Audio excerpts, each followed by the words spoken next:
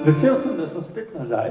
Dolgo je bilo, sem sicer v mislih bil z vami, sem gledal te slike, ki so bile objavljene na Facebooku.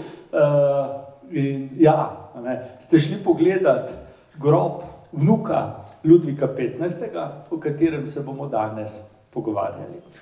Glejte, danes ne bom samo predavatelj, pač pa bom tudi odvetnik.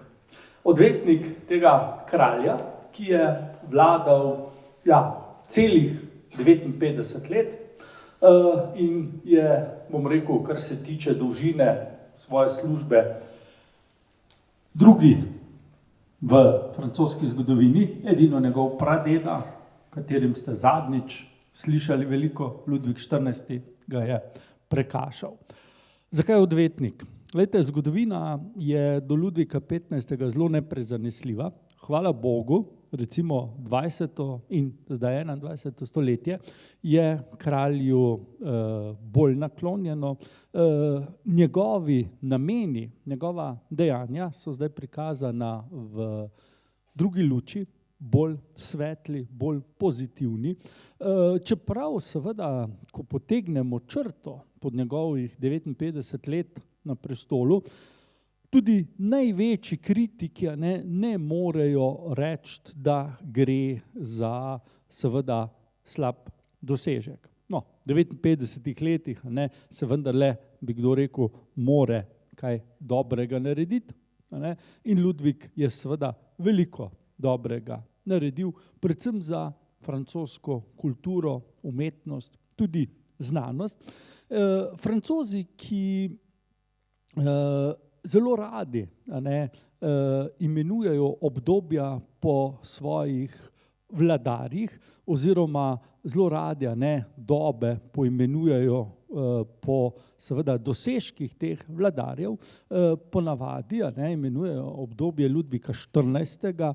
Le grand siècle, torej veliko stoletje, medtem ko stoletje Ludvika 15. Stoletje je tu bolj kot ne samo, bom rekel, termin, dejansko, kot sem rekel, gre za 59 let, pa imenujejo stoletje svetlobe, oziroma mi bi rekli razsvetljenstva. Ludvik sam ni bil razsvetljenec, pač pa je bil zelo, tako bomo rekli, prizemljen človek, ki je zelo zanimala znanost, umetnost, kultura na splošno, in Francija je takrat dosegla vrhunec. Torej, niti pod njegovim pradedom, niti kasneje Francija kulturno gledano ni bila na takem nivoju kot pod Ludvikom 15. No, zdaj vas bom pa nekaj vprašal. To sliko smo že gledali. Ja, super. In kaj sem takrat rekel? Zakaj je bila ta slika naslikana? Da je Ludvik 15., tale, tukajle, spoznal, kdo so bili njegovi predniki. Ker, spomnimo se, Ludvik 15.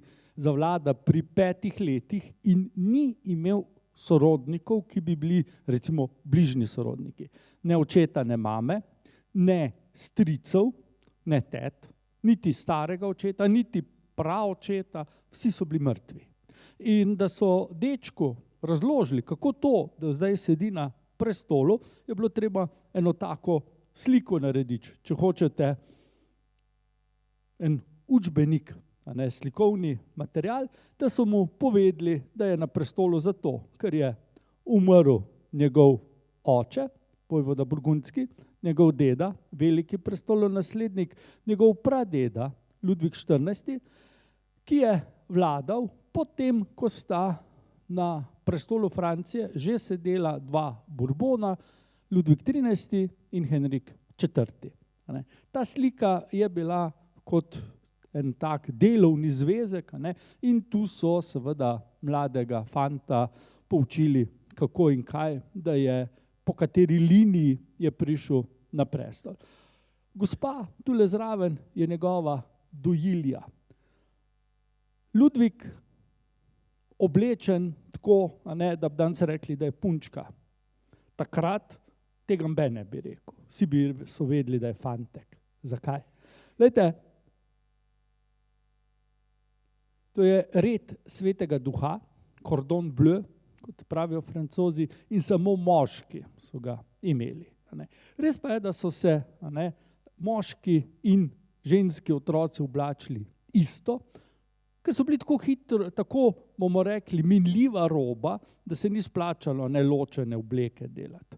In so lahko porabili tako za fantke kot za punčke, do 7. leta. Potem so pa rekli, da je pa že več verjetnosti, da bo dotična oziroma dotični preživel, in zato so seveda potem diferencirali obleko.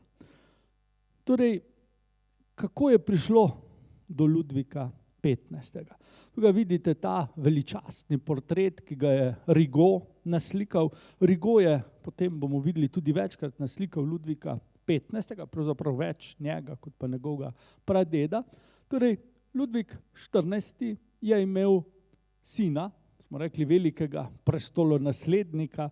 Zakaj veliki? Preprosto zaradi tega, ker je bilo v tistem času toliko prestolonaslednikov, da so jih mogli malo ločiti. Pa še nekaj, vsi so bili Ludviki. Torej, ta je bil Ludvik, njegov sin je bil Ludvik in potem končno Ludvik 15. Je bil spet Ludvik. Torej, zaradi tega imamo te zanimive dodatke. In tukaj vidimo prestolonaslednika z družino. Njegova žena Lizalota iz Bavarske z 3 sinovi.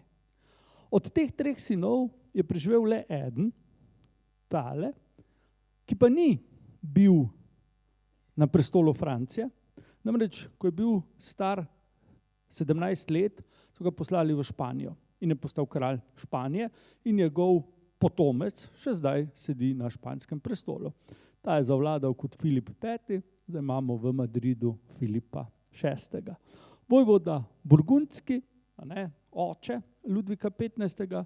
in pa vojvoda Beri, ki mu ni bilo usojeno, da bi sedel na kakem prestolu. Zgodba se nadaljuje, vojvoda Burgundski, spet Rigaud. Rigaud je vse te prince, kralje poslikal, živel je čez 80 let in seveda je odličen kronist, ne samo francoskega, pa še kakega drugega dvora. Potem Marija Adelaida, mati Ludvika 15., delno Francozinja, delno Italijanka. Torej, ta kri se je tako mešala med seboj, da če bi začeli rodovnik gledati Ludvika 15. ne bi bili presenečeni. Njegov prednik, Henrik IV., je bil po 160 linijah njegov prednik.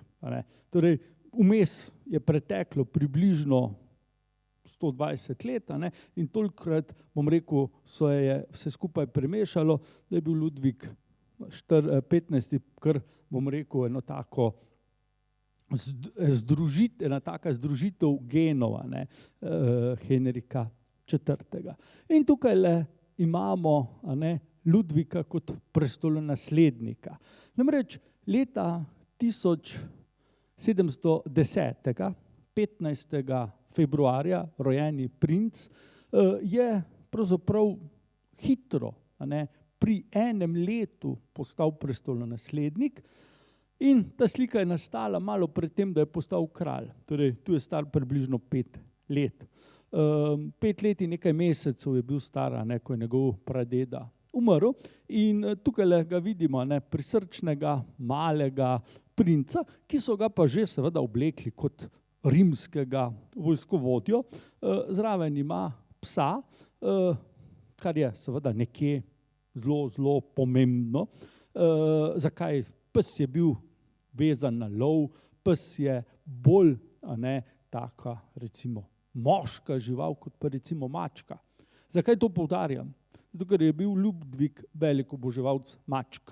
Ko je bil mladenič, ko je bil otrok, je mačko nosil na vsa zasedanja vlade zraven in ministri so tej mački kar kolega rekli, ker je bila prisotna ta muca povsod na vseh zasedanjih vlade. In to je taka zanimivost. Bil pa velik ljubitelj lovskih psov, kot lova nasplošno.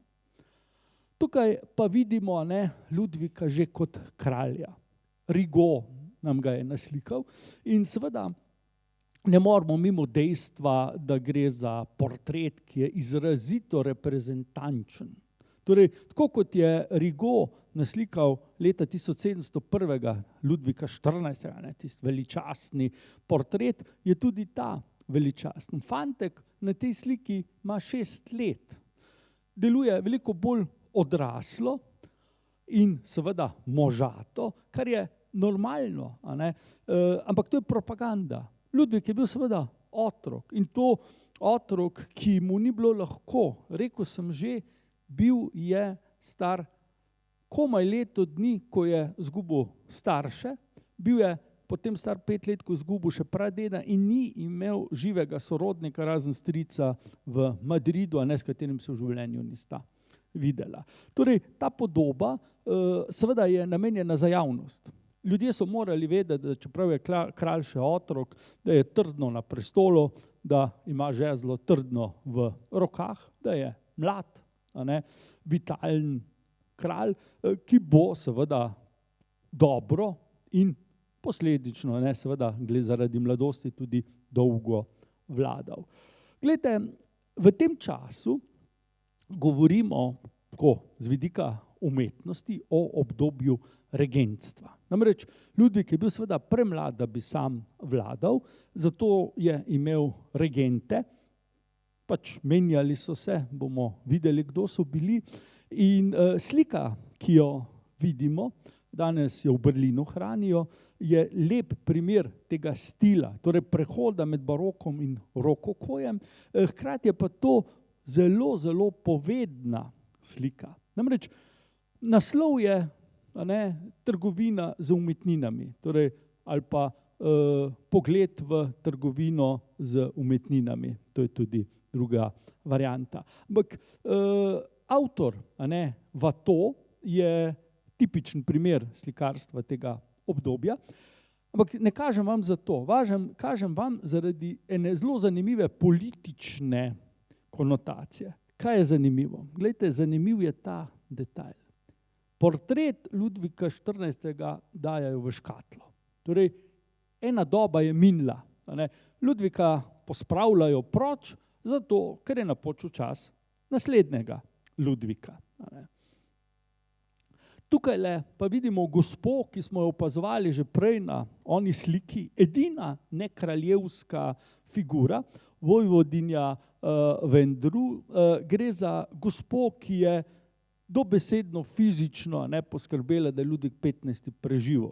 Namreč njegovi starši, njegovi bratje, sestre, so vsi bili žrtve ne bolezni, pač pa zdravnikov.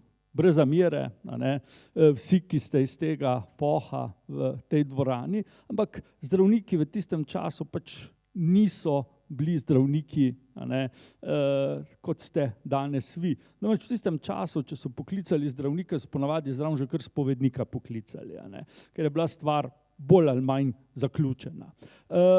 In gospa je bila, bom rekel, plemkinja, ampak z neko zdravo kmečko pametjo, in ona je fantka vzela k sebi, je rekla, noben se ga ne bo dotaknil, noben ga ne bo zdravo, v narekovaju. Saj veste, kako so zdravili takrat. Najprej so puščali kri, potem so dali odvajala pa bluvala, potem so pa to ponavljali in ponavljali in še tako zdrav človek je podlegel na koncu. Ludvik ne. Gospa ga je vzela k sebi in ga obvarovala pred zdravniki in tudi pred boleznijo, ko pa dejansko morila takrat na dvoru, to so bile črne koze. Kaj naj rečem? Stvar je bila seveda v danem trenutku pozitivna.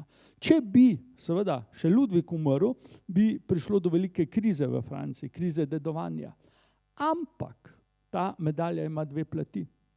Tista slaba plat je pa ta, da Ludvik seveda ni prebolel črnih koz in na njih tudi ni bil imun. Nikoli se ni dal cepiti in na koncu, po 59 letih vlade, umre za črnimi kozami. In to v času, ko seveda to ni bilo več nujno potrebno. Če se spomnite, izpred parih let, ko smo o Katarini Veliki govorili, ona je bila tista, ki je v Rusiji ukazala cepljenje. Ona se je dala cepiti. Ludvik se nažalost ni, če ne bi živel najbrž še kar nekaj časa, ker je bil sicer zelo zdrav vladar. Torej, gospa, ki jo tu gledamo, je zaslužna, da je kralj preživel. Ludvik je bil star 5 let, pa nekaj mesecev, ko postane kralj. Treba je bilo tukaj seveda dati regenta. Kot glavni kandidat je bil tale, torej Filip II. Orleanski, pripadnik stranske veje Burbonske dinastije, ki pa je seveda imel precej nasprotnikov na dvoru. Glavni nasprotnik je bil tale, vojvoda Main. Vojvoda Main je bil nezakonski sin Ludvika XIV. In seveda ni maral svojega bližnjega sorodnika. Razloga sta bila zelo enostavna. Vojvoda Main je imel ženo, ki je imela sestro, ki je bila seveda mati vojvode Orleanskega. In ti dve sta bili skregani, ti dve sestri, da bi težko bili bolj. In to se je seveda odrazilo tudi v odnosu med obema družinama in posledično v politiki. Na srečo za Francijo je bil vojvoda Orleanski zelo spreten in je Maina kmalu pospravil na stran, torej pač ga izključil iz regentskega sveta in Filip Orleanski zavlada samostojno. Pri tem je treba povedati, da je bila ena prvih njegovih potez, da je dvor umaknil iz Versaja, tukaj gledate glavno vrtno fasado, in dvor prepeljal v Pariz, v to palačo, ki pa danes ni več. To je palača Tuileries, zelo stara, še iz časa Katarine Medičejske, in to je bila kraljeva rezidenca v Parizu, podaljšek Louvra. Ta fotografija je iz časa, tik preden so to palačo podrli, to je bilo leta 1870, razstrelili so jo revolucionarji. Tu not je živel tudi Napoleon, pa Napoleon III, pa še recimo Karl X, katerega grob ste obiskali nedavno, in Ludvik XV se zdaj naseli v tej palači, v centru Pariza, in to je bilo seveda zelo pozitivno. Namreč ljudje so bili veseli, da imajo kralja, še posebej tako luštnega mladega fantka, kot je bil Ludvik XV, med seboj. Regent Filip Orleanski, ki je stanoval čez cesto, dobesedno, v Palais Royal, je seveda s tem lažje bdel nad kraljem. Tukaj pa vidite seveda dogodek, ki je izjemno pomemben. Ludvik prvič nastopi pred pariškim parlamentom. Vidimo ga tule v kotu, sedi, in obisk kralja v parlamentu se imenuje lit de justice, torej gre za najvišji pravni akt v Franciji. Torej, če je kralj prišel v parlament, pa to ne smemo mešati z našim današnjim pojmom parlamenta. To je bilo vrhovno sodišče pravzaprav za večji del Francije, ne za vso. Če je kralj prišel v parlament in prebral nek zakon, ni bilo nobene možne pritožbe. In prvi obisk seveda Ludvika XV. Je bil namenjen temu, da potrdi regentski svet. V bistvu ga ni. Rekel je, moj edini regent bo Filip Orleanski, in tako je bilo. Noben ni mogel reči ne, ali pa bi morda glasovali, nič. To je bilo samo tako, da si se priklonil, pa rekel, tako je, druge variante ni bilo. In to velja vse do francoske revolucije. Torej, to je najvišji pravni akt v Franciji in zdaj je bil Filip Orleanski dejansko vladar v vsem, samo po imenu ne. Zanimivo je seveda to, da je mladi kralj, tukaj ga vidimo, čudovit portret, ki ga je naslikala Rosalba Carrera, italijanska slikarka, zelo zadovoljen s svojim regentom. Torej, mali kralj je cenil tega svojega sorodnika, ki je po drugi strani imel zelo rad tega dečka, vsak dan je prišel k njemu, mu razložil, ti si kralj, jaz sem tu samo zato, da seveda tvojo voljo uresničujem. In je rekel, to pa to je za nares in to pa to bomo naredili.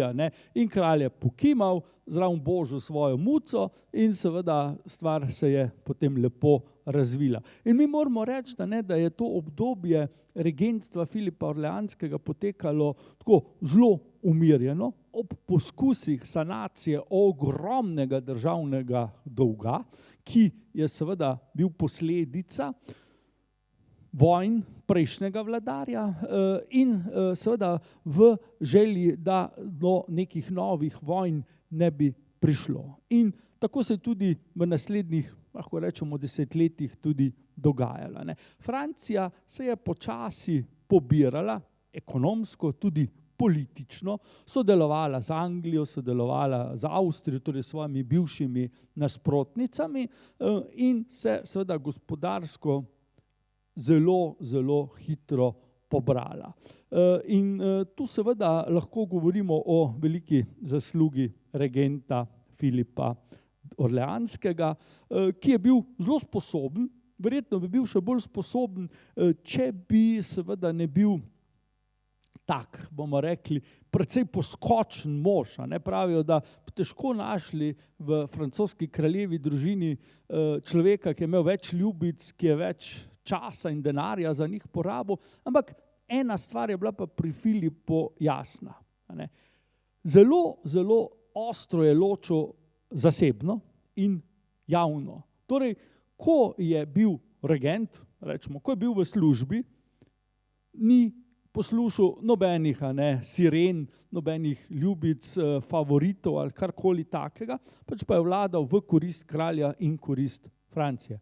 Zvečer, ko je zaklenil svojo pisarno, potem se je pa seveda uživalo, potem pa je šampanjec tekel, pa so ženske take in drugačnega zabavale, ampak naslednji dan je spet seveda prišel v službo in delal, kot da te divje noči ne bi bilo. To je seveda zelo pomembno, ker ljudje, Parižani so vse to vedeli, ampak Filipu niso zamerili. Rekli so, dokler službo upravlja tako, kot je treba, pač se ne bomo ob to obregnili. Glejte, v tem trenutku pride na pomemben položaj tale gospod, kasnejši kardinal Fleury. Fleury je bil v tem času že zelo star človek, torej mi smo zdaj recimo leta 1720, takrat je imel že blizu 70 let ali pa celo že čez. Bil je škof škofije Fréjus, to je pri Saint-Tropéju spodaj, to je bila najbolj revna francoska škofija. In Fleury je bil skromen, učen, zelo prijazen in določen za kraljevega učitelja. To je seveda imelo neverjetne posledice za Francijo, pozitivne posledice. Namreč, vi morate vedeti nekaj, ko je bil Ludvik star 7 let, to je pomenilo leta 17, je seveda njegova dojilja bila pač poslana proč, zdaj je bil fant, dokončno fant, je bilo treba po moško vzgojiti. Kar se tiče vojne in vsega tega, je bil regent Filip čisto zadovoljen z svojim znanjem, za vse ostalo je pa poskrbel Fleury, ki je bil seveda izjemno prijazen z mladim dečkom. Ludvik je bil tako zelo nezaupljiv, dolgo je rabil, da je se na koga navezal, ampak ko se enkrat je pa seveda bilo njegovo prijateljstvo neskončno. In to se zgodi ravno v tem primeru. Torej, Fleury je postal njegov zaupnik, lahko rečemo nadomestni oče, brez nekega pretiravanja, in je v kralju vzbudil zanimanje za znanost, umetnost. Torej, Ludvik je že takrat bil zelo dober amaterski astronom, zanimala ga je botanika, zanimala ga je kmetijstvo. On je imel velikanske kurnike in se je ukvarjal z kokošmi, ni mu bil problema, jajca pobirati, gnoj kidati, vse to, je bilo za njega nekaj sproščujočega. In Fleury je seveda ga uvedel tudi v druge stvari, zgodovino in tako naprej. In Ludvik je seveda bil za to škofu zelo hvaležen, in ko je bila prva prilika, seveda so v Vatikanu dosegli, da je Fleury postal kardinal. In tukaj se zdaj na nek način ponovi tisti vzorec, ki smo ga že videli pri Ludviku 13. in mladosti Ludvika 14., ko imamo vedno bliže oblasti kardinale. Richelieja se spomnite, Mazarena tudi, in zdaj imamo Fleuryja. Najmanj stanega, pa bi si upal trditi najboljšega izmed vseh teh treh kardinalov. Najboljšega po značaju, pa tudi seveda kot politika, o tem kako besedo kasneje. No, v ta čas sodi tudi obisk Petra Velikega, sloviti dogodek, ki je seveda se spremenil v eno tako pravo komedijo. Namreč Peter je obiskal Pariz, mislim, da je bilo ravno leta 17, torej takrat je imel kralj 7 let, vidimo, da je že v moški obleki. In vi veste, Peter Veliki je bil velik 2 metra, pa še nekaj centimetrov zraven, in Ludvik je bil pa 7 let star otrok, in si lahko predstavljate, kakšna je bila višinska razlika. In ko se je car pač želel pogovarjati z kraljem, je naredil seveda nekaj, kar je šokiralo ves francoski dvor, torej dvignil ga je v naročje. Dvignil ga je v naročje in se z njim v oči pogovarjal. Priče pravijo, da je neki dvornik dam na licu mesta omedlelo, neki malo kasneje, to je bilo katastrofa, kršenje protokola, da bi kdo kralja dvignil v naročje, lepo vas prosim. Prej bi, ne vem, kaj se lahko zgodilo, kot pa to. Vsi pa pravijo, da je bil seveda Ludvik še naprej zelo dostojanstven in da se je mirno pogovarjal z ruskim carjem, dokler ga ta ni odložil nazaj dol na tla. In ta dogodek vsi seveda pač opisujejo na eni strani kot tak čist značilen za Petra, za njegovo precej preprost način obnašanja, in na drugi strani, kako se je mladi 7-letni kralj zelo dostojanstveno na to odzval. Glejte, v tem času je seveda že bilo treba razmišljati o kronanju tega kralja, in pa seveda, čeprav jih imel 7, 8, 10 let, treba ga je bilo čim prej poročiti. Namreč Bourbonom je hudo manjkalo naslednikov. In vemo, pri 7 letih še ni bil Ludvik tako star, da ga ne bi mogla kakšna bolezen pokopati, in zato so rekli čim prej kronanje. In zato so naredili to prečudovito krono. Zakaj vam jo kažem? Poglejte, v Franciji ni bila navada, da bi obstajala neka krona, ki bi se dedovala iz roda v rod. Kot recimo pri Bourbonih, kot pri Romanovih, v Angliji, ravno tako. In seveda za Ludvika so naredili tole krono. Regent, Filip, se je sploh potrudil, da je po celi Evropi pokupil najlepše, najboljše diamante in jih vložil v to krono. Prav čudež je, da je ta krona preživela, da je tudi revolucija ni uničila, in jo še danes lahko vidite v Louvru. In s to krono je bil Ludvik potem tudi kronan. Tako kot se spodobi v katedrali v Remsu, ga lahko vidimo, majhno figurico sredi vsega tega blišča. In tukaj še malo bližje vidimo dečka, kako kleči, remški nadškof seveda bere mašo in ga potem okrona za kralja. To je obred, ki je bil izredno pomemben, imenuje se sakr, torej neke vrste posvetitev in je treba povedati, da so ljudje čisto pozabili, kako kronanje izgleda. Namreč zadnje kronanje Ludvika 14. je bilo 75 let nazaj in seveda kasneje so samo še dvakrat kronanje izvedli, torej Ludvika 16. in pa Karla 10. Leta 1825. V vsakem primeru šlo je za slovesen dogodek in zdaj je bilo popolnoma jasno. Imamo kralja, ki tu vidimo nastopa zelo, zelo samozavestno, čeprav je popolnoma jasno, da je še otrok. Glejte, v tem času je bil Ludvik zaročen. To je njegova zaročenka, njegova sorodnica pravzaprav. To je bila njegova sestrična. Torej njen oče je bil Ludvikov stric, Marija Ana Španska, ki je bila pa mlada deklica.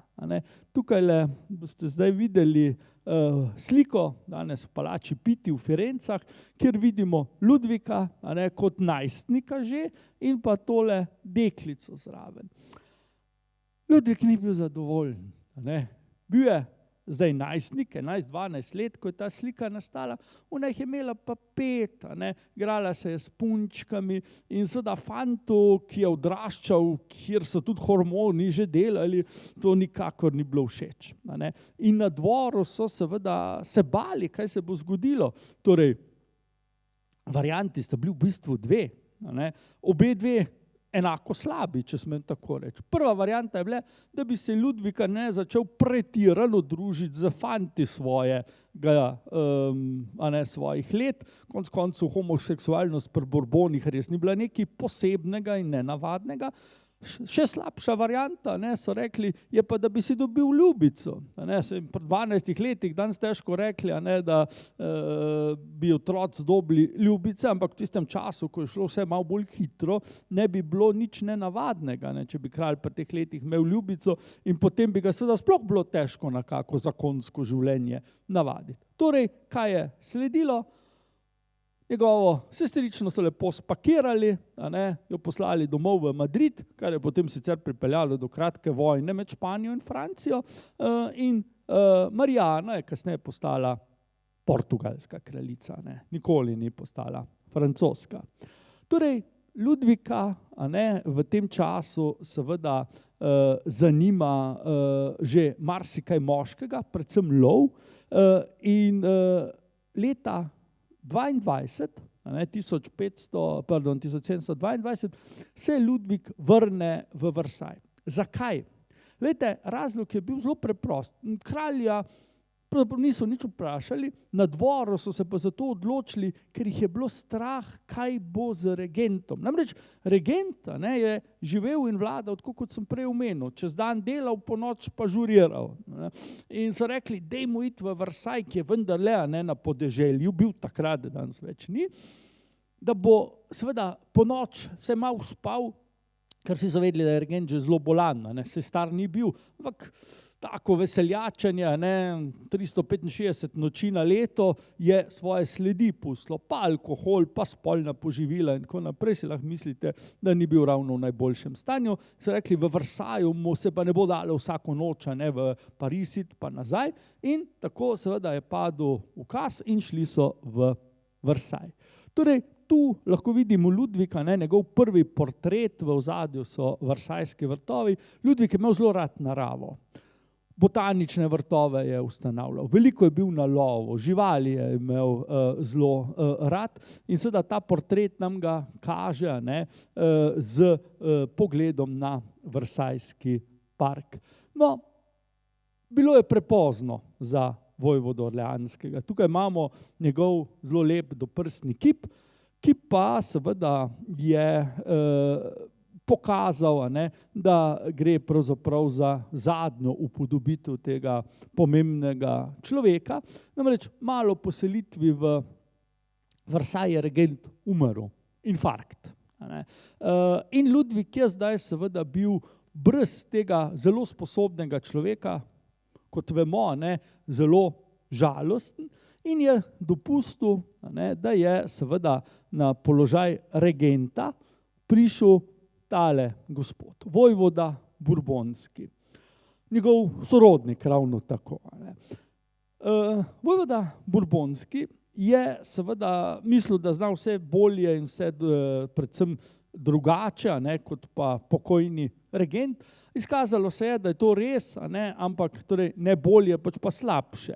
In tisto, kar je seveda sledilo, je bilo kratko regentstvo, ki pa je seveda pomembno zaznamovalo Francijo. Glejte, regent je seveda sklenil, da je treba kralja poročiti. V taki situaciji so seveda po celi Evropi na katoliške dvore poslali poizvedbe, kdo bi seveda bil primeren. Zanimivo, da se je s ponudbo svoje hčerke Elizabete javil celo Peter Veliki, ampak so ga zavrnili, češ lepo, hči ruskega carja, ampak njena mati je bila, pa saj vemo,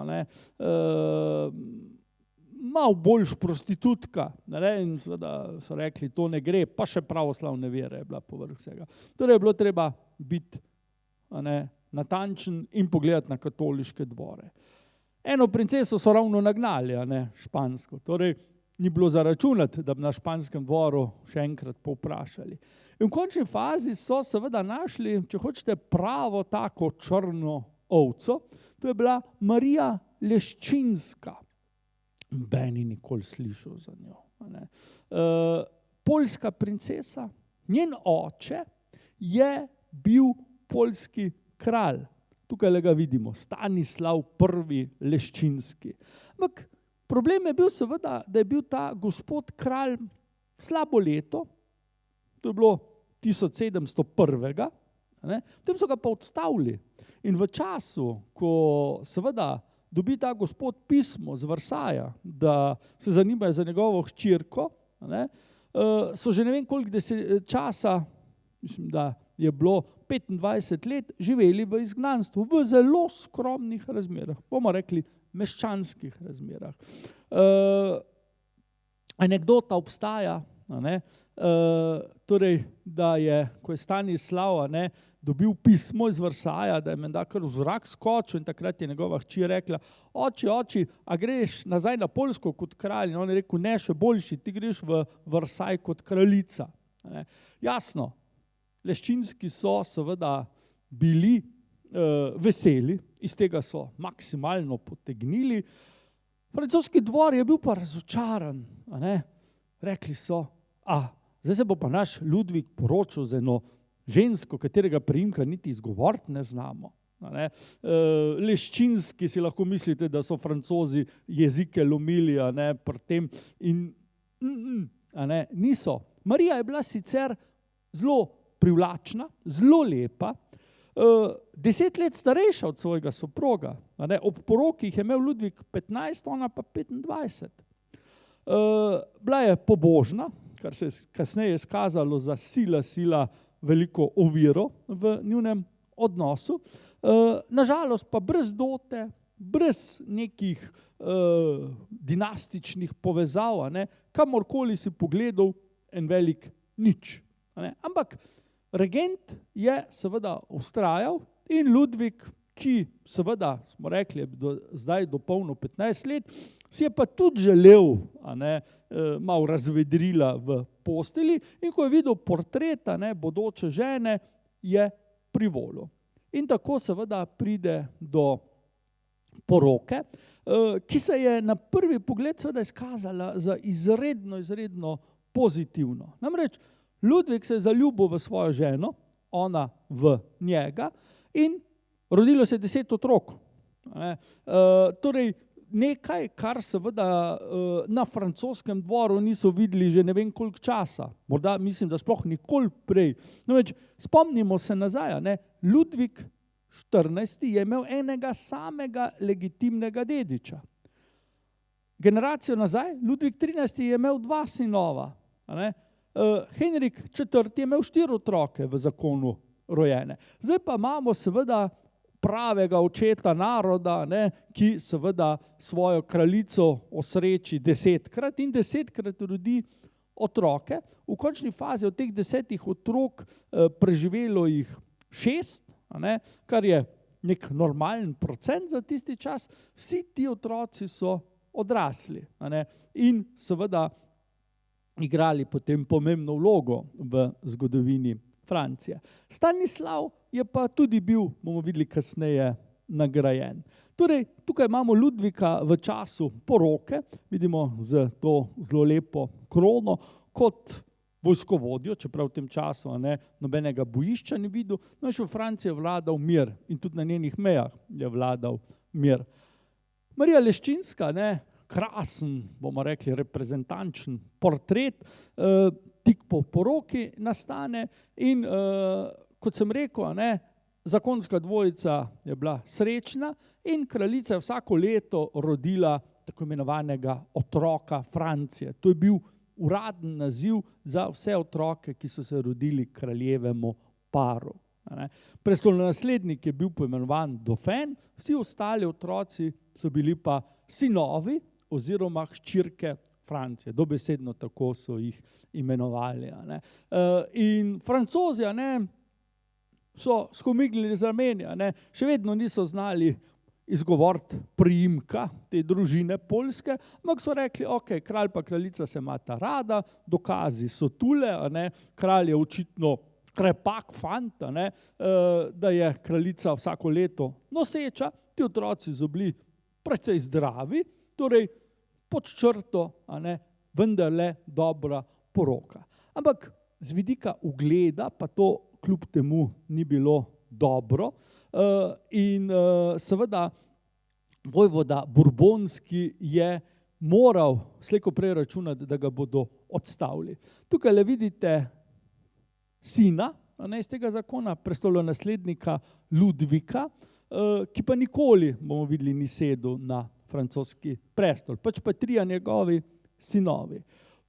Torej, Ludvik je bil prvi, potem imamo princeso Elizabeto, edino izmed Ludvikovih hčera, ki se je poročila svojim bratrancem, parmskim vojvodom. Iz te linije izhaja recimo naša zadnja cesarica Cita. Potem imamo Terezo Viktorijo, potem Marijo Adelaido, potem lahko vidite Ano Henrieto in pa Luizo. Torej, to je 5 hčera Ludvika 15. Vse je portretiral Jean-Marc Nattier, najljubši portretist tistega časa. Zakaj najljubši, najboljši? Ker je vse naslikal vedno lepše, kot so v resnici bili. In to je vedno godlo, tako ženskam kot moškim. Poglejte, še Sofijo sem pozabil. Poglejte, v tem času je, kot smo rekli, zvezda burgundskega bourbonskega vojvode ugašala in Ludviga je enostavno odstavil. In kaj zdaj? Kralj je bil zadosti star, da je lahko zavladal sam in tudi je, ampak samo formalno, na papirju. Namreč Ludvik je bil najstnik. Poleg tega, da je imel lepo ženo, ga je zanimalo vse drugo, samo vladanje ne. In tu zdaj vskoči Fleury. Fleury, ki seveda postane zdaj ne regent, ker kralj regenta ni rabil, pač pa prvi minister. Franciji vlada 17 let, do smrti. Ko je prišel na oblast, jih je imel čez 70, ko je umrl, jih je imel čez 90. Za Francijo je bilo to zlato obdobje. Torej, nikoli prej in nikoli kasneje ni Francija bila tako uspešna kot pod Fleuryjevim vodstvom. Zakaj? Prvo kot prvo, kardinal je bil zelo sposoben, diplomatsko, ekonomsko, na vseh področjih. Vojaško mu ni bilo treba biti, ker je znal z diplomacijo doseči neverjetne stvari, in v tem pogledu, bomo rekli, uspel Franciji pridobiti številna ozemlja in pa tudi ugled. Zelo pomembno je bilo nekaj. Fleury ni imel nobenih ljubic, nobenih ljubčkov in njegova družina, ki se je zdaj spomnila, juhu, zdaj pa imamo kardinala, ki je še predsednik vlade, ko so prišli, pred njegova vrata, jih lepo odslovil. Je rekel, do zdaj me niste poznali, zdaj vas pa jaz ne poznam. Torej, Richelieu, rekel, čist naravno, Richelieu Fleury ni kradel, ni imel za koga, bil je skromen človek. Ta portret Rigaudov nam ga kaže kot zelo mogočnega človeka, kar je dejansko bil, ampak njegova edina zabava je, da je šel tu pa tam na duhovne vaje v kak samostan. Sicer pa ga ni nič drugega zanimalo. In kralj mu je popolnoma zaupal. Verjetno v življenju Ludvika 15. ni bilo človeka, ki bi mu tako zaupal, kot je ravno Fleuryju. In to je seveda zelo utrdilo njegov položaj in ne glede na razne zarote, spletke, se niti enkrat ni zgodilo, da bi bil njegov položaj v nevarnosti. In za Francijo je to pomenilo zelo, zelo dobro. Poglejte, diplomatsko je Fleury uspel Francijo povečati, ekonomsko se je zgodilo nekaj nepredstavljivega. Glejte, mislim, da je bilo leta 1739, je Francija imela izenačen proračun. Pomeni, da ni bilo deficita. To je nekaj, kar si mi danes ne moremo predstavljati. Tudi takrat si niso mogli predstavljati. Ampak Francija je bila dejansko v tistem času edina država, ki je imela odhodke v proračunu pokrite z prihodki. Nobenega kredita ni bilo treba, nobenega zadolževanja, nobenega javnega dolga. Nič ni bilo treba.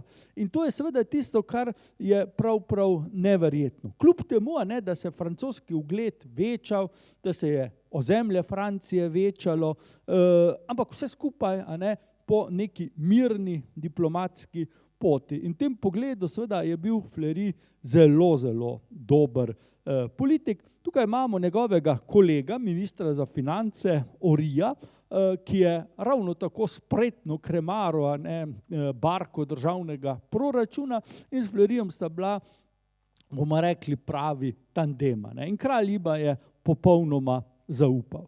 No, tule nastane zdaj zadnji, najbolj veličasten portret Ludvika 15., ki ga je naredil Rigaud. Rigaud je bil tukaj star že krepko čez 80, mislim, da 82, in seveda po velikosti in po blišču pravzaprav ta portret doseže ali pa celo preseže tisti slavni portret Ludvika 14. Konec koncev morate vedeti, Ludvik 14. je bil tam star seveda že čez 60 let, Ludvik 15. tukaj ima nekje 25-26 let in je na vrhuncu svojih moči, pa tudi svoje lepote. Namreč treba je povedati, da ne glede na karkoli gledajo na tega kralja, je Ludvik 15. veljal za enega najlepših kraljev ali pa vladarjev svojega obdobja. Tukaj vidimo njegovega sina. Ludvik, moramo vedeti, je bil zelo, zelo dober oče. Zelo rad je imel svoje otroke, tako dekleta kot fanta. In v prvem obdobju, lahko rečemo, v prvih 10 letih je bil neverjetno zvest svoji ženi. Potem je pa seveda prišlo do težav v zakonu, za katere, če smemo reči, da sta bila bolj ali manj oba kriva. Zdaj tu lahko stopimo na eno ali na drugo stran. Dejstvo je seveda, da glavni problem v tem zakonu je bil dvojen. Velika razlika v starosti in pa dejstvo, da je bila kraljica pretirano pobožna in je z tega razloga vedno bolj pogosto kralju rekla, joj, danes me pa glava boli, pa ne moreš k meni priti. In Ludvik, pri 25 letih je seveda bil fant še zelo pripravljen na razne avanture. Kraljica pri 35, pa po 10 porodih se je naveličala malo vsega tega in tu so potem šle poti na razna in bomo videli, kam je to vodilo. Torej, Ludvik je svojega sina že zgodaj zaročil in poročil z tole žensko, torej z Jožefo Saško.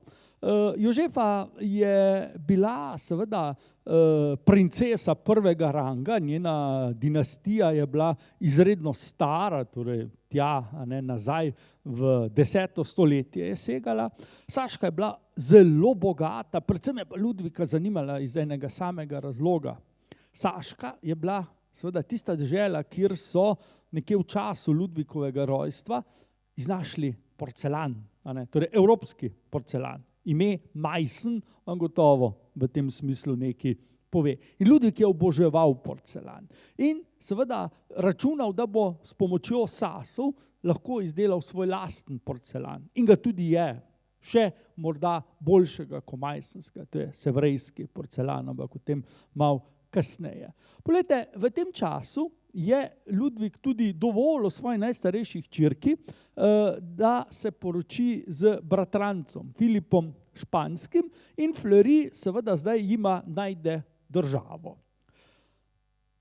Spomnili se boste, dejansko smo o tem že dvakrat govorili, enkrat v kontekstu Habsburžanov, enkrat v kontekstu Medičejcev, namreč gre za eno veliko rošado na evropskem političnem prizorišču. Zadnji Medičejca, Jean Gaston, umre leta 1737 in zdaj Fleury doseže neverjetno zanimivo pogodbo. Za vse, razen za Toskance seveda. Namreč reče kaj? Lorena, Lotaringija, kako vam je ljubše, bo zdaj izgubila svojega dednega vladarja, Franca Štefana, ki se bo pa lahko zdaj s francoskim žegnom poročil z Marijo Terezijo, Habsburško. Da ne bo Franc Štefan brez neke, če smem reči, dote prišel k Habsburžanom, naj dobi Toskano, kjer so izgubili svojega dednega vladarja, torej Medičejci izumrejo. Kaj bo pa z Loreno? Loreno bo pa dobil bivši poljski kralj Stanislav, in ko bo on umrl, bo Lorena pripadla njegovi hčerki, torej francoski kraljici in s tem Franciji. In tako so po mirni poti, Francozi dobili to zelo pomembno pokrajino. Hkrati je seveda v Parmi izumrla družina Farnezejev in na prestol so postavili Filipa Španskega, torej sina tedanjega španskega kralja in zadnje pripadnice družine Farneze. In ker je ta princ rabil ženo, evo, dobimo Elizabeto, ki zdaj odpotuje v Parmo, postane parmska vojvodinja in od tod dobimo vejo parmskih Bourbonov, za katero sem rekel, da seveda ji pripada tudi naša zadnja cesarica Cita in ta veja parmskih Bourbonov še danes vlada v Luksemburgu. Aktualni luksemburški veliki vojvoda Henrik je potomec Elizabete francoske in Filipa Španskega, torej s tem tudi potomec Ludvika 15. In vse skupaj je, bom rekel, bilo rešeno brez prelivanja krvi.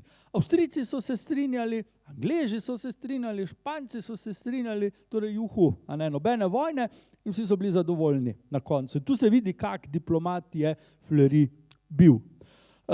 Tule imamo Filipa Parmskega, Elizabetinega soproga, tu pa Ludvika, tam okrog leta 1740 portretiranega. Glejte, 1740, to vemo, umre cesar Karl VI, Habsburški, oče Marije Terezije in Evropa gre v vojno. Fleury te vojne ni hotel, ampak bil je star, čez 90 let. In poglejte, na dvoru je bila cela serija mladih plemičev, starih, če hočete, manj kot 30 let, ki so si želeli vojne slave.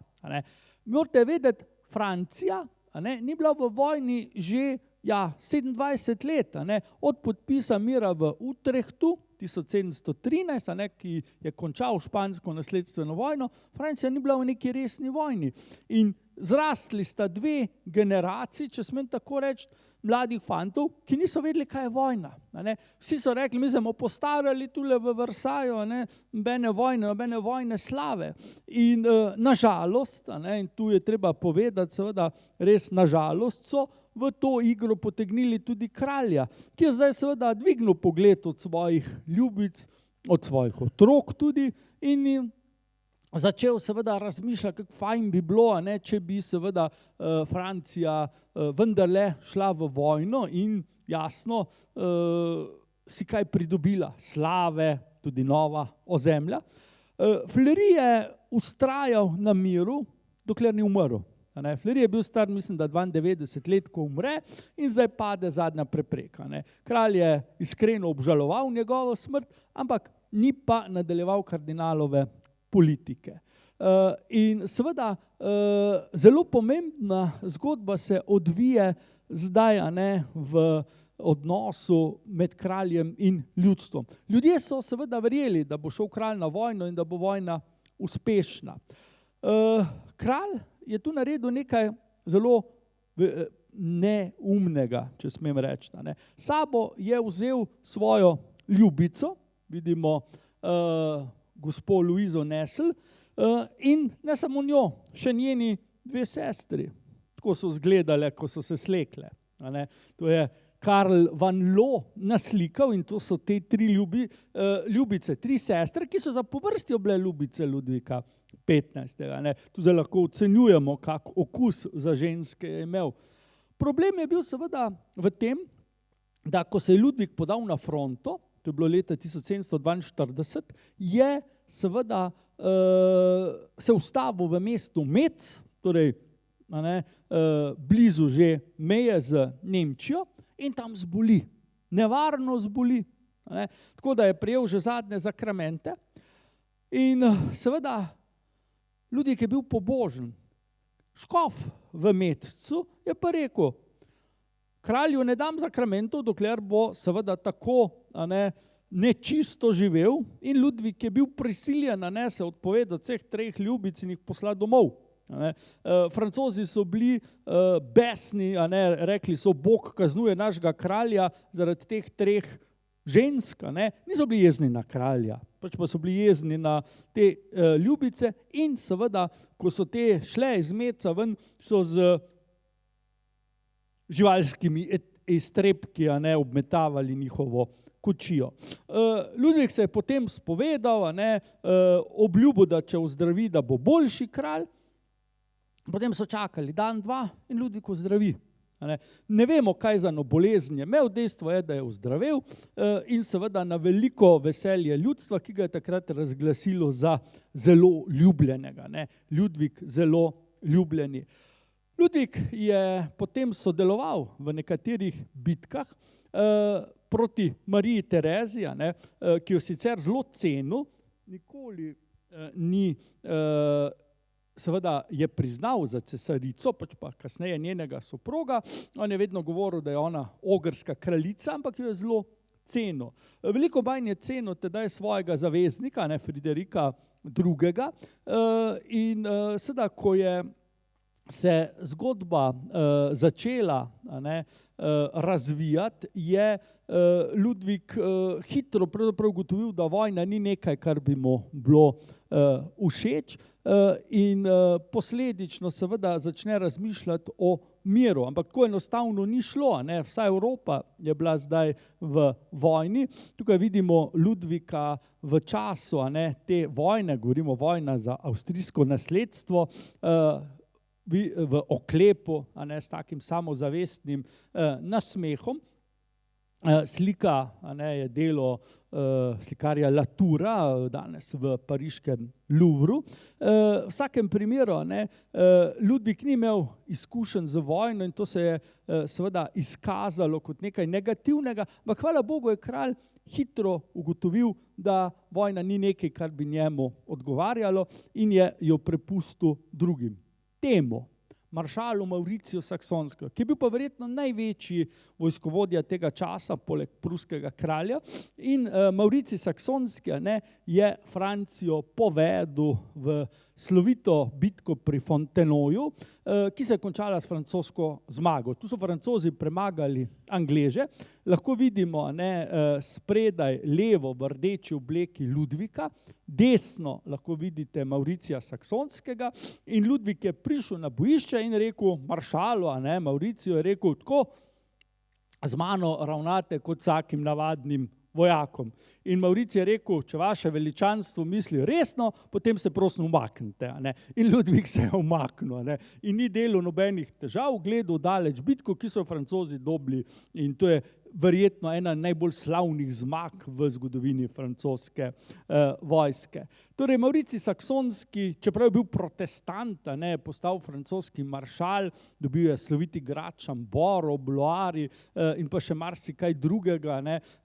Težko bi našli bolj zaslužnega vojaka, kot pa je bil on in seveda gre za zelo vplivno osebo, ki je pa nažalost, predvsem nažalost za francosko vojsko, tudi hitro umrla. Glejte, tukaj lahko vidimo, kako je Francija, bom rekel, in Evropa sta zgledali po mirovnem sporazumu v Aix-en-Chapelle, oziroma mi bi rekli Aachnu, nam je bližje. Torej, Lorena je še tu samostojna, ampak pride k Franciji in kasneje Ludvik od Genove kupi še Korziko. Torej, današnja Francija, taka kot je produkt Ludvikove diplomacije. Ne vojaških uspehov, teh res ni bilo veliko. Torej, Ludvik je zdaj, seveda spet imel nekaj miru. Francozi niso bili glih zadovoljni z rezultatom vojne, kralj je sicer ohranil francosko ozemlje, kot je bilo, malenkost ga je povečal, ampak vse skupaj je zelo veliko stalo in odslej pa do konca kraljeve vlade, še več kot 20 let, še 26 let je trajalo, a Francija nikoli več ni imela uravnovešenega proračuna, čeprav proti koncu vlade je Ludvika bil že zelo blizu, da spet pridejo tako daleč. Poglejte, z Marijo Leščinsko je bilo zdaj seveda konec skupnega zakonskega življenja. Pravijo, da razlog je bil seveda v tem, da je kraljica začela kralja zavračati, kmalu, seveda za najpomembnejše cerkvene praznike, potem pa so bili ti prazniki vedno bolj obskurni in Ludviku je bilo enkrat dovolj. In je seveda rekel, najte mi ljubice, jaz ne morem biti celibatu pri svojih 20-30 letih. Na nek način ga je treba razumeti, njo pa tudi. In zdaj seveda pride na oder ženska, ki lahko rečemo, da je bila ljubezen njegovega življenja. Mi jo poznamo kot Madame Pompadour ali pa Markizo Pompadour. Njeno civilno ime je seveda meščansko, pisala se je Poisson, torej riba. Bila je izredno inteligentna, lepo vzgojena in seveda lepa ženska. Zdaj, kako je Madame Pompadour v resnici izgledala, pravzaprav ne vemo. Namreč vsak portret jo kaže malo drugače. Vemo, da je bila precej krhke postave in seveda to, kar je Ludvik pri njej ljubil, ni bila neka erotična zgodba. Pač pa je Ludvik končno našel žensko, ki mu je intelektualno ugajala.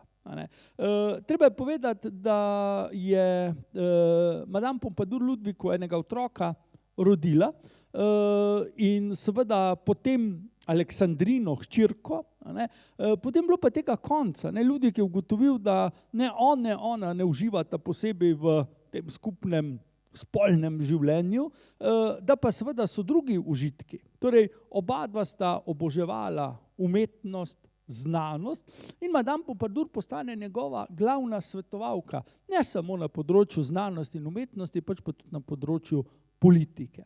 In lahko mirno rečemo, da je ni bilo ženske v francoski zgodovini, ki bi imela tako velik vpliv na politiko, kot je bila ona. Pa če govorimo o kraljicah in drugih ljubicah, Madame Pompadour je v tem pogledu res vodilna figura.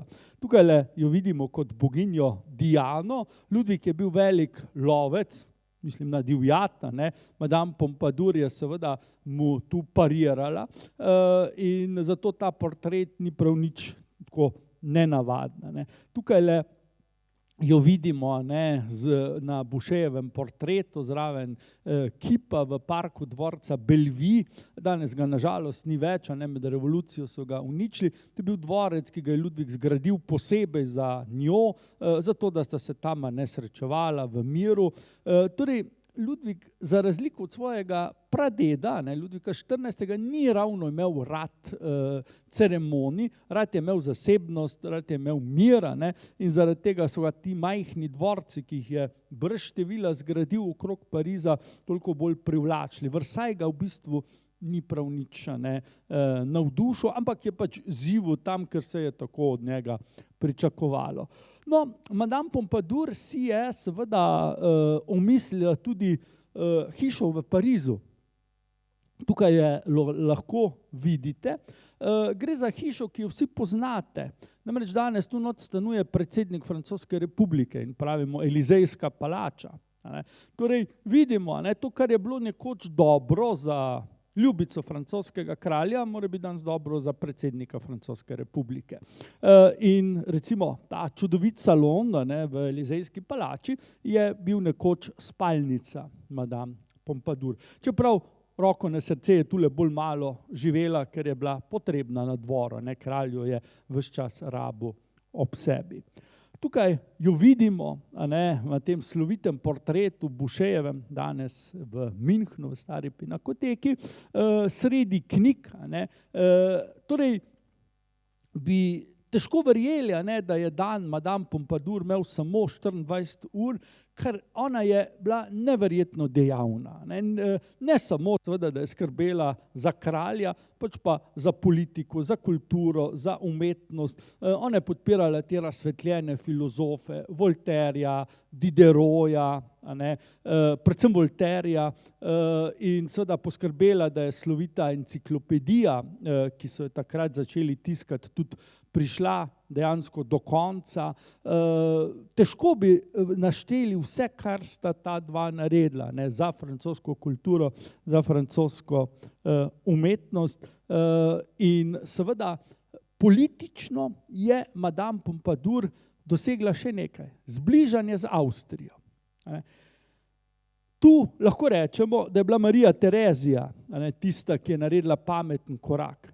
Marija Terezija, ki je bila, kot vemo, bolestno pobožna, ki je na Dunaja pregnala prostitutke, je na pobudo svojih pametnih ministrov pisala ljubici francoskega kralja.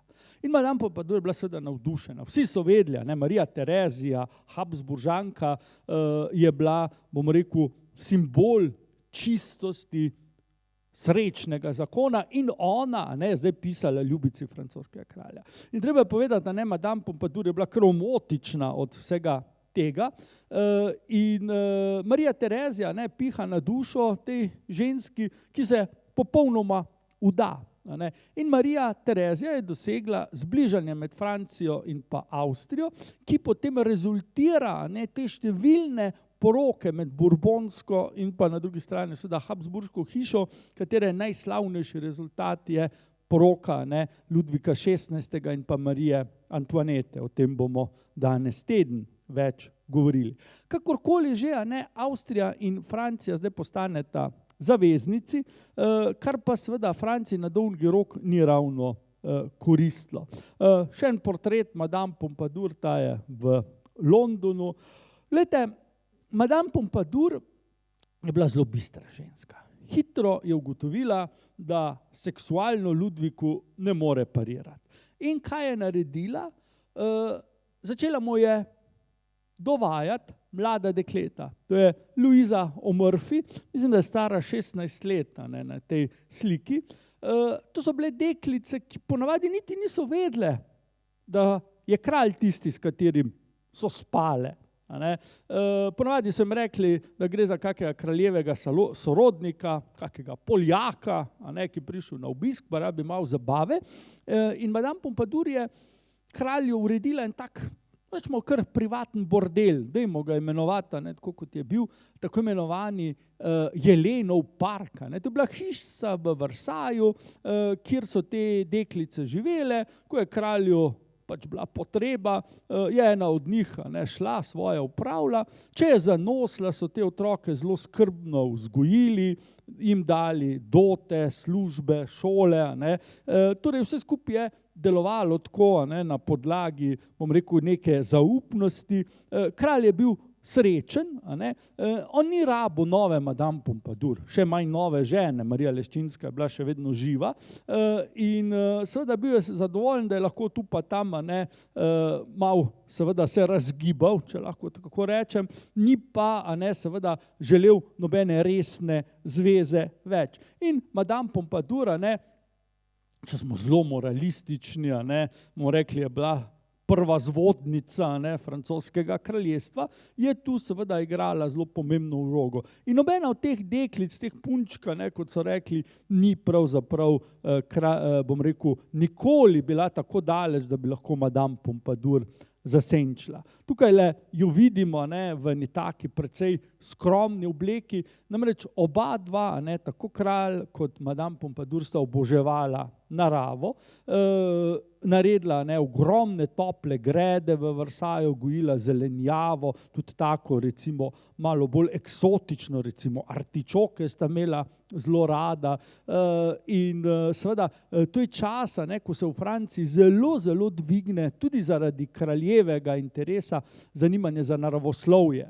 Ludvika ni zanimala zgodovina ali pa mitologija, pač pa bolj ga zanima narava in vse, kar je bilo povezano z njo.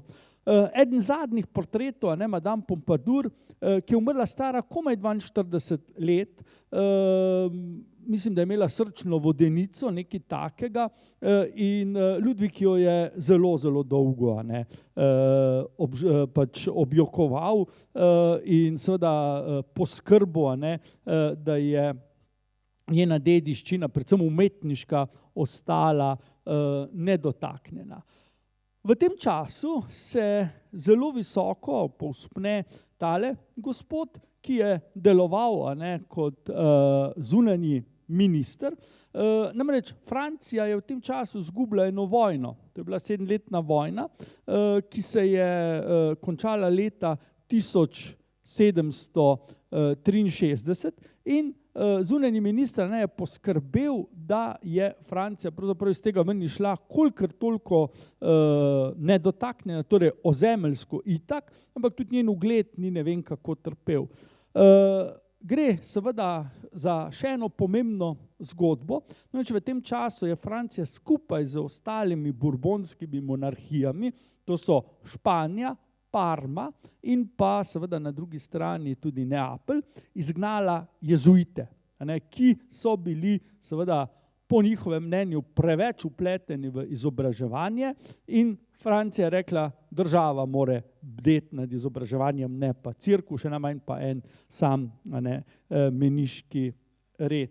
V tem času se je Ludvik tudi veselil vnukov, torej njegov sin je svojo soprogo imel kar nekaj otrok, čeprav moramo reči, da so se odnosi med očetom in sinom poslabšali, predvsem zaradi tega, ker je bil prestolonaslednik zelo pobožen, vendar prestolonaslednik izpolni svojo nalogo in seveda da Franciji skupaj z ženo seveda kar 3 sinove. Tukaj vidimo prestolonaslednikovo smrt, umrl je leta 65, mislim, da je bil star okrog 30 let, torej res ne star, ampak kot sem rekel, Ludvika to ni tako zelo pretreslo, ker je imel zdaj vnuke, torej bodočega Ludvika 16., Ludvika 18. in Karla 10., katerega grob ste vi obiskali.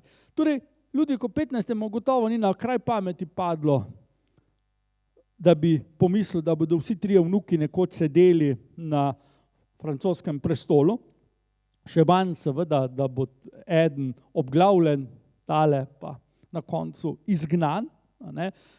Ampak dejstvo je bilo seveda, da je Bourbonski dinastiji zelo dobro kazalo. Torej 3 moške potomce je imela in Ludvik seveda je bil lahko prepričan, da se bo dinastija nadaljevala. V tem obdobju je Ludvik postajal starejši, bolj zrel in končno se je tudi sam lotil politike. Kar se tiče vojske, ni imel uspeha. V tem času je Francija izgubila svoje kolonije v Severni Ameriki, torej današnjo Kanado in pa območje Mississippija z izjemo Louisiane, te ni izgubila, vse ostalo je šlo pa v angleške roke. Ludvik, a je bil kriv ali ni bil kriv, glede na to, da je bil vladar, je bil seveda kriv, je pa seveda Ludvik naredil pri vsem skupaj eno zelo pomembno napako, ki jo marsikdaj še danes delajo politiki. Namreč javno mnenje je reklo, pa kaj hudiča rabimo tam biti nad severu gor, mraz je, Indijanci nas streljajo. Mi ne rabimo tega. Francija je velika brez teh kolonij. In Ludvik, ki je želel ugajati svojim ljudem, je seveda tudi tako razmišljal. In seveda s takim razmišljanjem ni mogel kolonij obdržati. Danes vemo, javno mnenje je lepa stvar, ampak seveda, če se politik ravna po njem, potem ne bo dolgo na oblasti, ker javno mnenje je zelo, zelo hitro spremenljiva stvar. In Ludvik seveda je to kmalu spoznal, nažalost prepozno, da bi obdržal te kolonije. Je bil pa seveda srečen po drugi strani. Stanislav Lazinski umre, Lorena postane del Francije. Tukaj le imamo že, bom rekel, Ludvika, ki je star čez 60 let. Starost pravzaprav ga ni kaj pogršala, bil je zelo privlačen, še vedno morda kako kilo zraven dobil, sicer pa nobena mu ne more očitati prav do smrti, da bi se recimo zapustil. In Ludvik seveda v tem času doseže še eno pomembno zadevo. Leta 1768 Francija in pa Genovska republika podpišeta sporazum, po kateri je Francija dobila Korziko.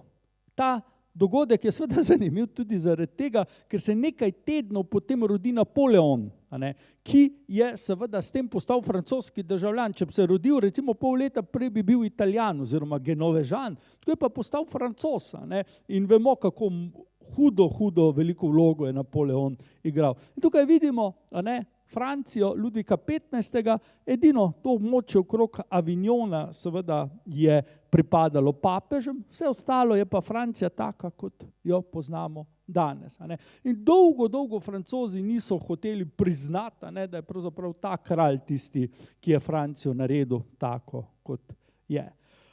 V tem času je vodilno politično mesto, kanclerja, bi danes rekli, pravosodnega ministra, prezel tale gospod Maupeou, ki je skupaj z Ludvikom izpeljal neverjetno pomembno reformo, ki je tukajle vidna.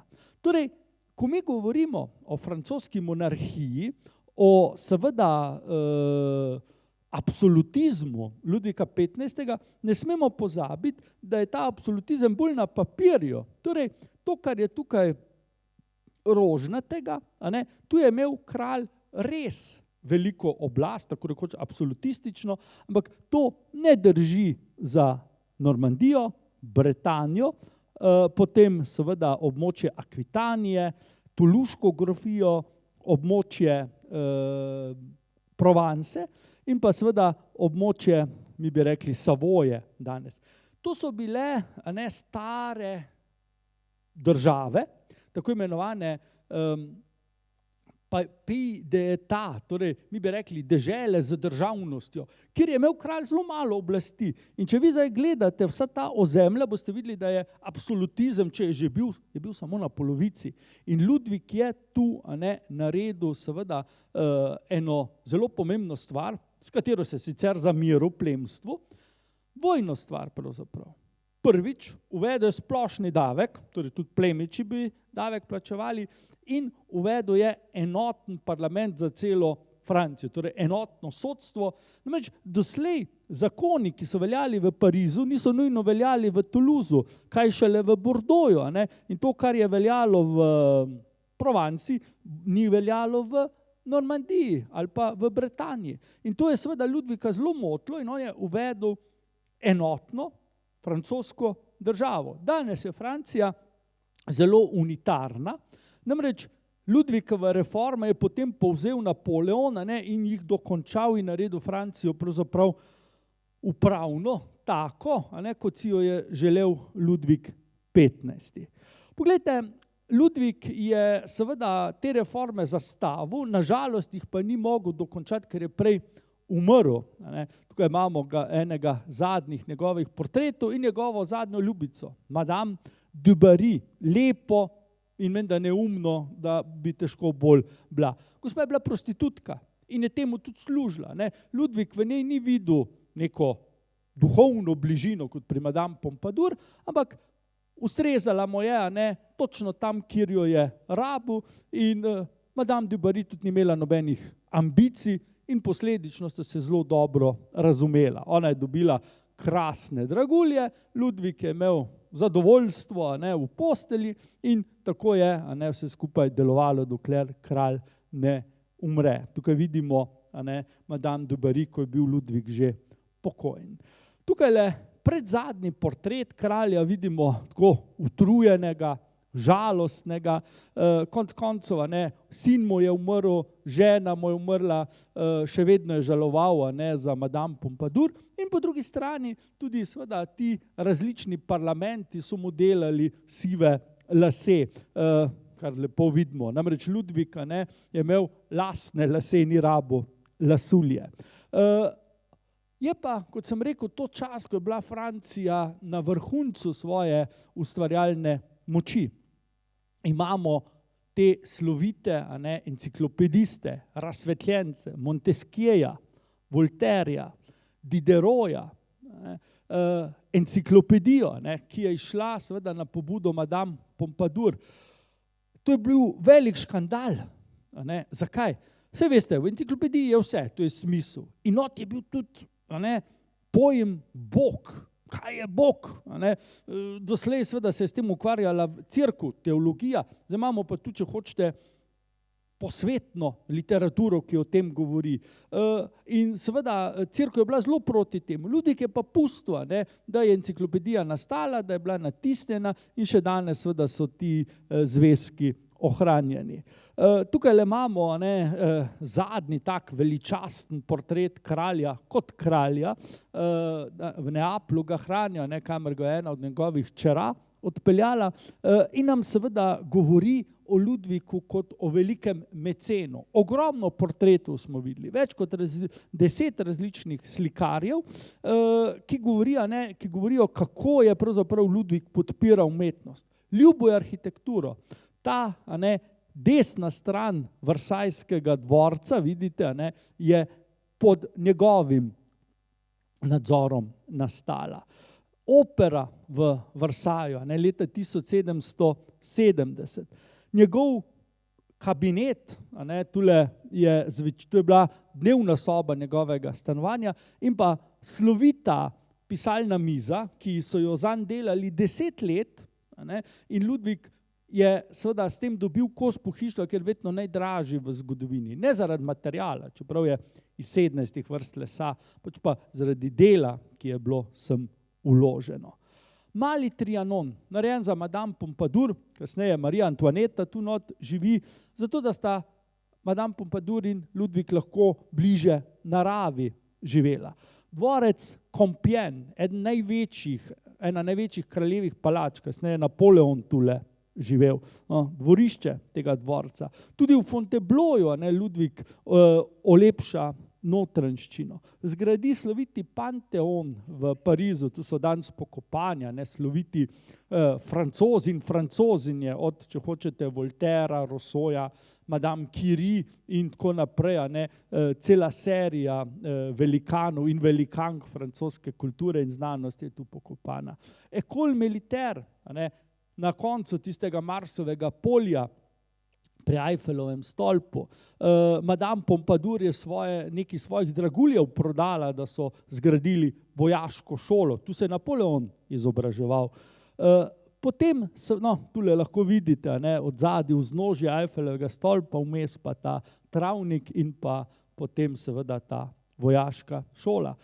Najslavnejši pariški trg, danes imenovan Place de la Concorde, torej trg sprave, včasih je bil to Place Royal, tukaj je obelisk, ki je svoj čas stal kip Ludvika XV, ki so ga potem med revolucijo podrli. Hotel de Marina, ministrstvo za mornarico. Notranjščine palača postanejo razkošnejše, bolj intimne, prostori so postali majhni, ampak polni različnih dekoracij. Potem imamo zelo lep dvorec, ki ga je tudi za Madame Pompadour dal zgraditi Champs de Marne, torej polje ob reki Marni. Ni bil pa Ludvik seveda osredotočen samo na Pariz in okolico, pač pa je po celi Franciji gradil. Tukaj lahko vidite njegov slavolok v Nancyju, Kraljevi trg v Nancyju, prekrasne dekoracije, potem dvorec v Lunévilleu, to je v Loreni, in pa borzni trg v Bordeauxu. Tu sem vam samo nekaj tega nabral, lahko bi še veliko več. Kraljevi kip v Remsu, eden redkih, ki se je še ohranil, med revolucijo so skoraj vse podrli, in pa potem seveda kralju zelo ljubo slikarstvo. Watteau, Troyes, Boucher, Udry, Nattier, Fragonard, Chardin, potem tapiserije, ne samo Gobelin, pač pa tudi Beauvais, pa Aubusson, vsi so delali za kralja. In pa potem ta slavna pisalna miza. Gre za prvo tovrstno pisalno mizo, rekel sem, 10 let so jo delali, 2 mojstra sta vmes umrla in Ludvik je zelo veliko delal, tudi po noči, zato so sveče dali. Moram reči, veličasten kos pohištva, širina približno 2,5 metra, letos poleti sem končno ta privilegij imel, da sem lahko to mizo v živo videl in moram reči, da je to seveda neizmerno lep kos pohištva, bom rekel, vreden kralja, ki je veliko več delal, kot pa seveda so mislili. Potem, Karlin je začel izdelovati pohištvo s pomočjo ploščic iz sevrejskega porcelana in sevrejski porcelan. Še danes ga delajo tako, kot v času Ludvika XV. Francija nima dobrega kaolina, zato so mešali in še danes mešajo not zlato. In to je najdražji porcelan, ki ga boste našli. To je slovita slonja vaza in konec koncev nekaj, kar zelo dobro poznamo. Cordon bleu. Zrezek, pohan, z šunko in sirom. Rekli, kako? Glejte, v tistem času je veljalo zelo pomembno pravilo. Če je ženska hotela uspeti v družbi, je rabila 3. Najprej je mogla biti dobrega porekla, morala je biti fajn poročena in morala je imeti dobrega kuharja. Madame Pompadour je bila tista, ki je kriva za to. Njen kuhar je namreč enkrat naredil tak zrezek in kralj je bil tako navdušen, da je kuharju podelil najvišjo državno odlikovanje, modri trak, cordon bleu. In od takrat naprej se ta zrezek tako imenuje.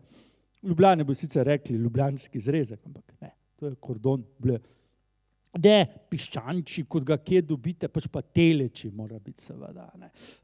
Gre za enega od vrhuncev francoske kulinarike, to je tudi čas slavnega kuharja Savarena, gotovo ste že kdaj za njega slišali. Torej, Francija je bila opevana in če zaključim, tukaj gledamo zadnji portret Ludvika XV. Glejte, da je bila Francija res nekaj posebnega, nekaj vrhunskega, v tistem času nam kaže korespondenca med dvema kraljema, med Friderikom II. Pruskim in pa njegovim angleškim kolegom Jurijem III. Gospoda, ki sta bila sovražnika Francije, ki sta se bojevala proti Franciji, sta se dopisovala v francoščini. Ne v nemščini, čeprav sta bila oba dva Nemca, pač pa v francoščini. In to zelo veliko pove. Ludvik XV., kot sem rekel, to je njegov zadnji portret, nekaj mesecev pred smrtjo je bil naslikan, je umrl zaradi črnih kos maja 1774. Ob smrti je bil vse prej kot priljubljen, Francozi so bili veseli, da je umrl in dejansko je bilo treba 200 let, da so nekako Francozi sami sebi in vsem ostalim priznali, da je Ludvik ni bil največji, vsekakor bil pa zelo velik in zelo pomemben vladar. In to je nekaj, kar seveda, če greste po Franciji, če seveda pogledate to, kar so Francozi najbolj ponosni, njihovo kulturo, njihovo modo, vse to bi seveda brez tega kralja ne bilo tako, kot je. Hvala lepa, toliko za danes. Čez en teden pa vidimo, kaj se je po Ludvikovi smrti dogajalo.